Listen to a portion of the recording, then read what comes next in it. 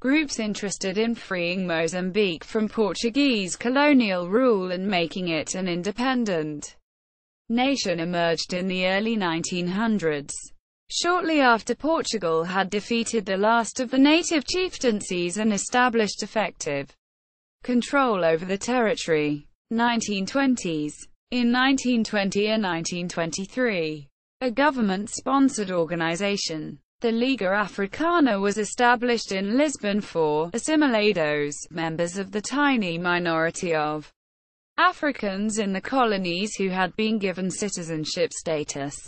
Gibson states that, although it gathered together only some 20 African and mulatto intellectuals, it had significant repercussions in the colonies. Later, in Mozambique, the Associação Africana was established for assimilated mulattoes, and the Associação dos Naturais de Moçambique, for whites born in Mozambique. In the 1950s, the latter organization opened its doors to non-whites and fought for a non-racial society. According to Chilcott, Africans manifested demands through these organizations by urging moderate reforms in the 1930s and focusing discussion on direct participation for the urban masses in the 1940s. The government reacted by replacing elected leaders with administrative appointees and by dominating and interfering with the activities of these organizations. Quote, when the Associação Africana came partially under government control, the more determined of the nationalists in it formed the Instituto Negro Filo. This was later forced by the government to change its name to Centro Associativo dos Negros de Moçambique, and was banned in 1965 for alleged subversion and terrorism. The government also intervened in the Associação dos Naturais de Moçambique, replacing its leadership, and, according to Chilcott, ending its effectiveness. Besides these groups, a newspaper, O Brado Africano, was established in the early 1920s, one of the first African weeklies on the continent. It provided an outlet for native descent. Chilcott, in 1967, wrote that, although controlled by the Salazar government, it remains African-oriented. Quote, the Casa dos Estudantes do Império was a semi-official center for African students in Lisbon. It was pronounced subversive and closed by the government in 1965. 1950s. By the mid-1950s, clandestine political movements had formed. Above-ground intellectual nationalism continued. African intellectuals studying at Portuguese universities established the Movimento Anticolonista, MAC, as an outgrowth of the Casa dos Estudantes do Império.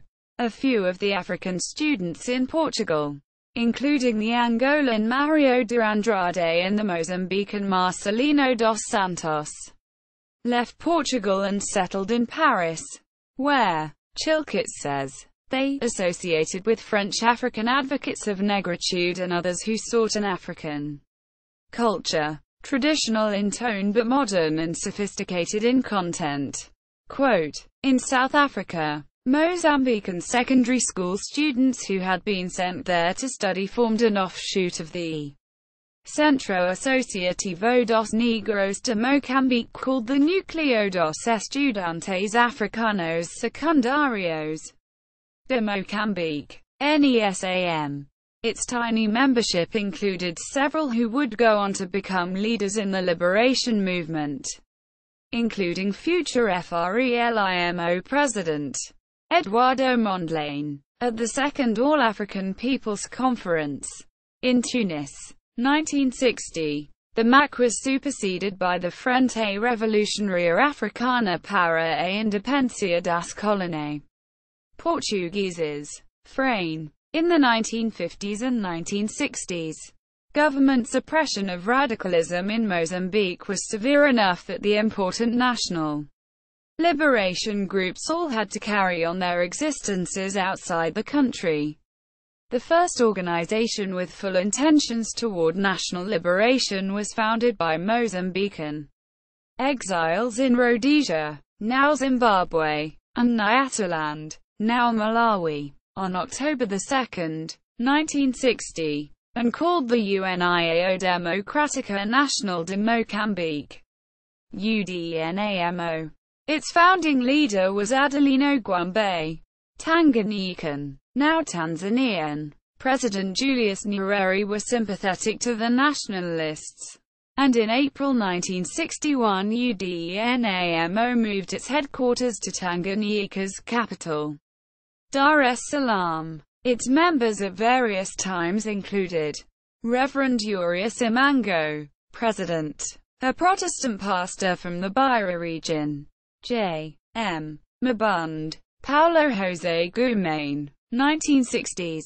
In February 1961 a second nationalist organization, the Mozambique National African Union, MANU, was formed out of several small groups including the Mozambique Makonde Union of Northern Mozambique and Tanganyika. Its members had been inspired, and were supported by, the Kenya African National Union, KANU, and the Tanganyika African National Union, TANU. Matthew M. Mole was founding president, and M.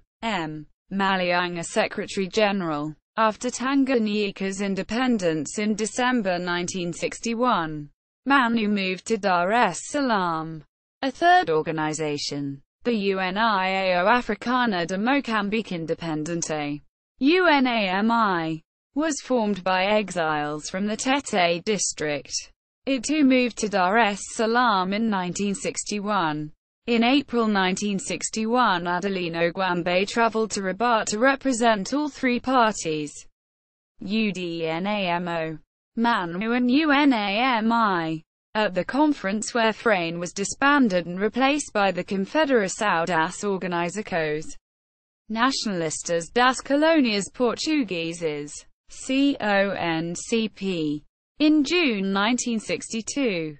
With encouragement from both the CONCP and Nyerere, UDNAMO, MANU, and UNAMI merged to form the Frente de Libertação de Moçambique, FRELIMO. At the first FRELIMO Congress, at Dar es Salaam in late September 1962, Eduardo Mondlane was elected its president. After many years of FRELIMO's struggle, Mozambique became independent in 1975. See also, Mozambican War of Independence, Portuguese Colonial War. Notes. Sources: Ronald Chilcott, Portuguese Africa, 1967, Englewood Cliffs, New Jersey, USA. Prentice Hall, Richard Gibson, African Liberation Movements, 1972, London, Oxford University Press.